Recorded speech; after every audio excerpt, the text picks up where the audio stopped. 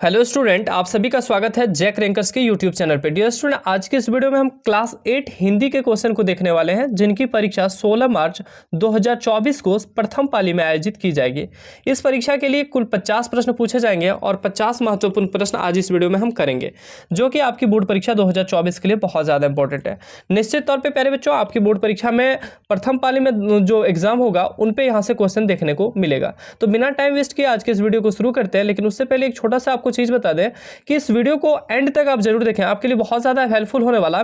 साथ ही साथ इस वीडियो के एंड में आप कमेंट सेक्शन में ये कमेंट जरूर कीजिएगा कि कितने आपके सही हुए, यानी कि टोटल 50 में से कितने सही हुए वो भी आप कमेंट सेक्शन में जरूर कोशिश कीजिए बताने का। तो चलिए शुरू करते हैं। सबसे पहले प्यारे बच्चों कुछ निर्देश हम आपको बता दें कि कुल जो प्रश्न आपके हिंदी में रहेगा वो 50 प्रश्न रहेंगे, ठीक है। सभी प्रश्न को उत्तर आपको देना है। प्रत्येक प्रश्न के लिए 1 अंक आपको दिए जाएंगे। 4 विकल्प है, उसमें 1 का सही चयन करना है।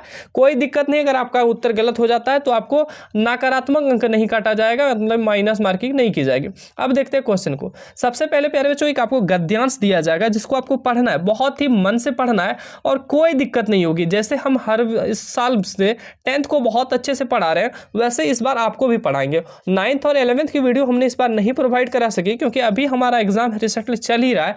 लेकिन हमने सोचा 8 वाले फर्स्ट टाइम एग्जाम देंगे तो उनको तकलीफ होगी, तो उनको तकलीफ मतलब हमसे देखा नहीं गया, तो हमें लगा कि नहीं, चलो इसके लिए हेल्प करनी चाहिए। तो देखिए प्यारे बच्चों, यहाँ पे जो पैसेज दिया, गद्यांश दिया, उनको करने से पहले हम क्वेश्चन को पढ़ते हैं। हमारा ये सिद्धांत है, हमारा ये स्टाइल है, ठीक है, ये आप समझ सकते हैं। पहले आप पहला क्वेश्चन को पढ़िए और गद्यांश से उनका आंसर खोजने की कोशिश कीजिए, फिर दूसरा क्वेश्चन पढ़िए, फिर उनका आंसर खोजने की कोशिश कीजिए। ये नहीं कि पूरा पैसेज को आपने रीड कर लिया और लास्ट में जाके आंसर खोजने ना, ऐसा नहीं करना। आपको क्या करना, पहले क्वेश्चन पढ़ लेना, पहला क्वेश्चन, और उनका आंसर पैसेज में ढूंढना है। आपके पास टाइम कम नहीं है, इनफ टाइम है, टेंशन नहीं लेना, आराम से करना, ठीक है, आराम से। चलो देखते हैं। लिखा गया है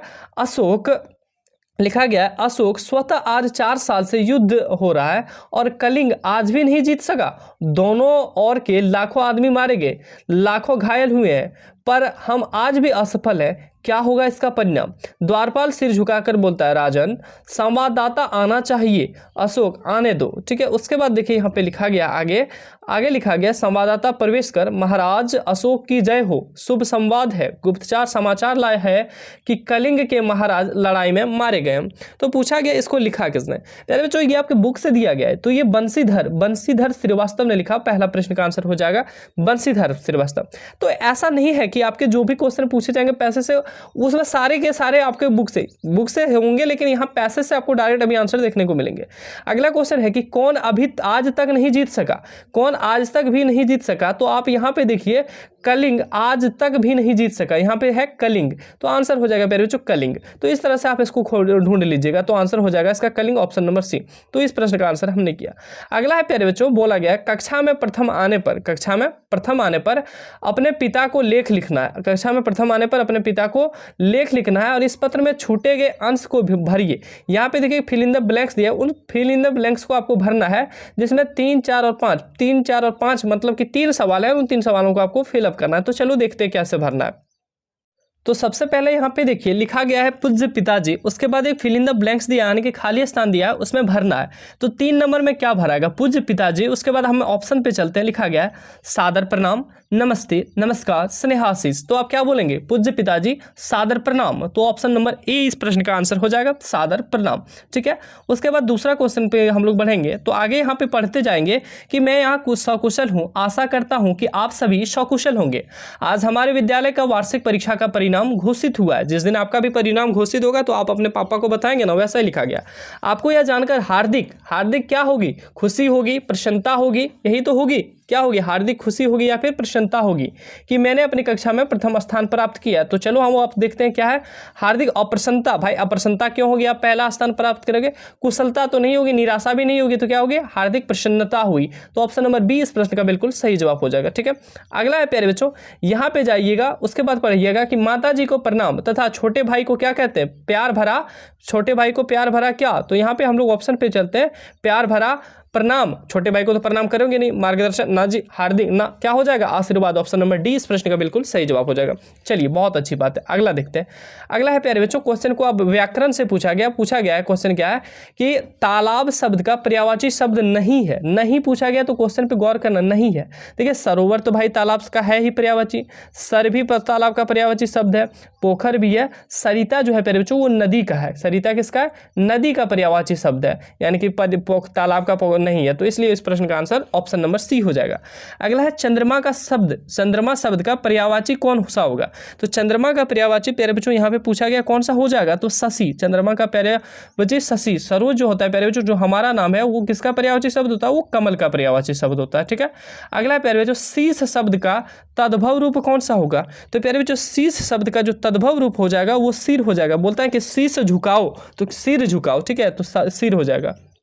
वह थी एक मजदूर, इस वाक्य में मजदूर है, वह थी एक मजदूर, इस वाक्य में मजदूर है, तो प्यारे बच्चों यहाँ पे मजदूर क्या है, तो मजदूर एक संज्ञा है, सर्वनाम तो नहीं है, संज्ञा तो विशेषता नहीं, क्रिया विशेषण नहीं, क्या है संज्ञा, मजदूर एक संज्ञा है।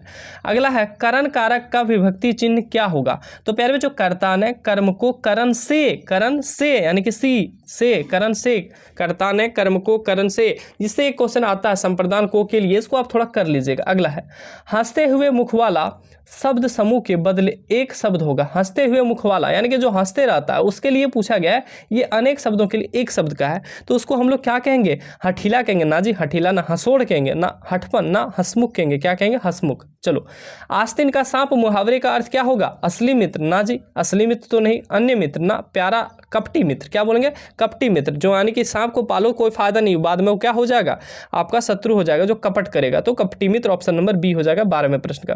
13वां नंबर प्रश्न है प्यारे बच्चों, परोपकार शब्द का संधि विच्छेद किया गया, पर जोड़ उपकार, यही सही क्या नहीं, तो पर जोड़ उपकार इस प्रश्न का आंसर हो जाएगा परोपकार, ठीक है, परोपकार ऑप्शन नंबर बी।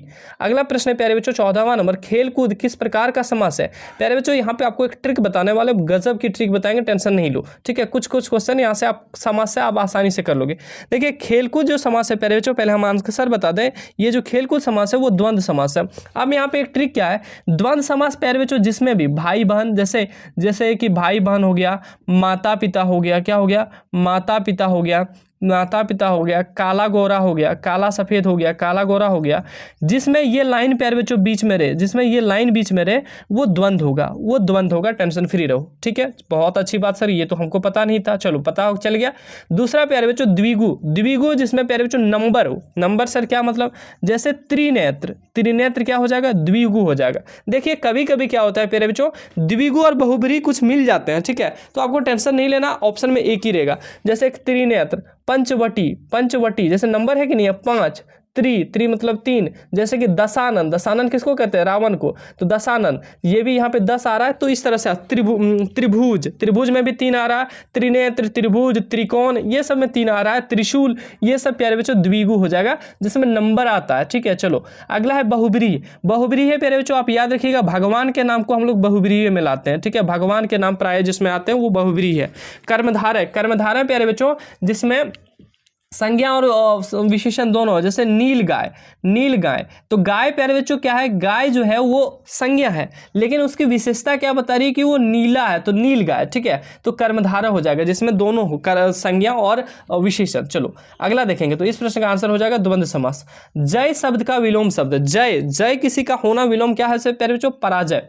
कवि शब्द का स्त्रीलिंग क्या होगा, तो कवि शब्द का जो स्त्रीलिंग हो जाएगा प्यारे बच्चों वो कवियत्री हो जाएगा, कवियत्री हो, स्पेलिंग पे ध्यान दीजिएगा, वर्तनी पे, कवियत्री हो जाएगा, कवियत्री इस तरह से लिखाएगा, ये नहीं लिख दीजिए कवियत्री, कवियत्री, ठीक है, ऑप्शन नंबर डी प्रश्न का सही जवाब होगा।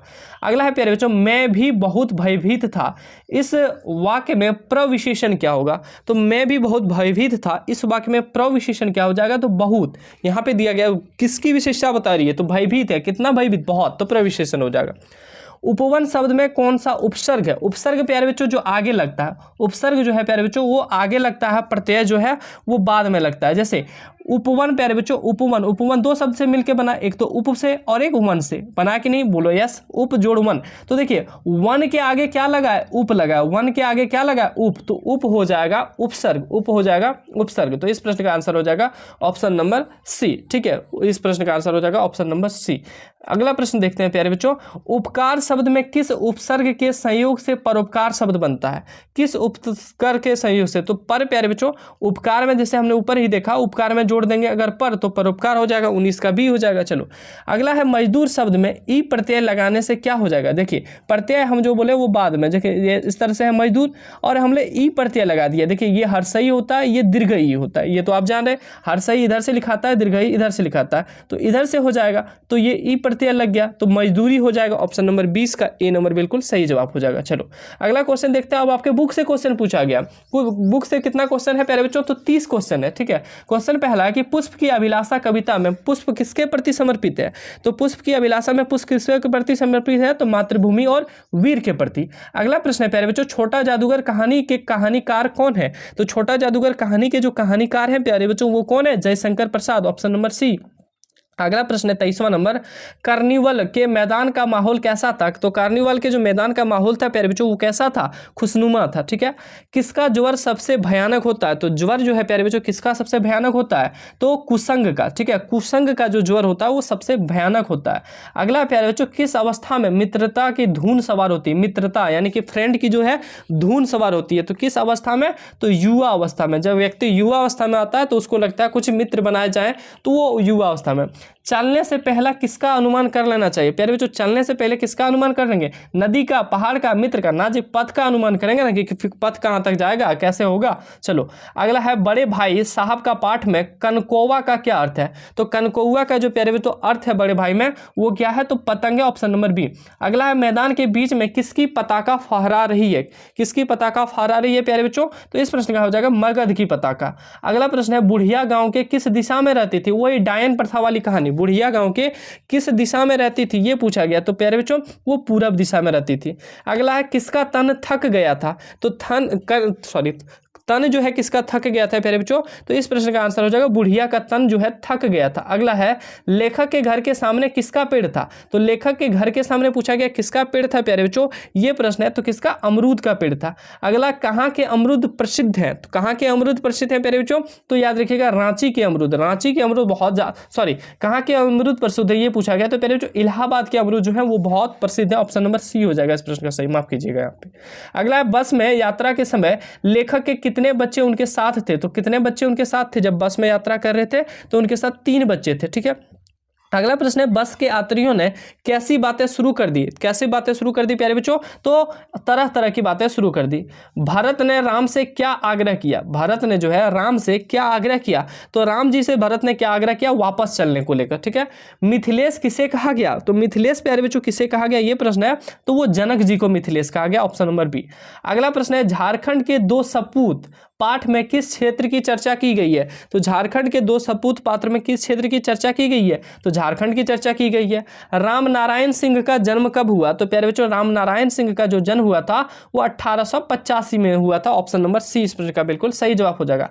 अगला है, बस को कंपनी के हिस्सेदार कैसा बता रहे थे, तो बस को कंपनी का हिस्सेदार कैसा बता रहे थे, तो इस प्रश्न का आंसर हो जाएगा फर्स्ट क्लास। ठीक है, लेकिन निकला कैसे, 3rd क्लास 4th क्लास। ठीक है, अगला, हुडरू जलप्रपात का पानी कितना फुट से गिरता है, तो हुडरू जो जलप्रपात है प्यारे बच्चों उसका जो पानी है वो कितना फीट से गिरता है, तो 243 याद रखिएगा 243 फीट से हुडरू जलप्रपात का जो है पानी गिरता है।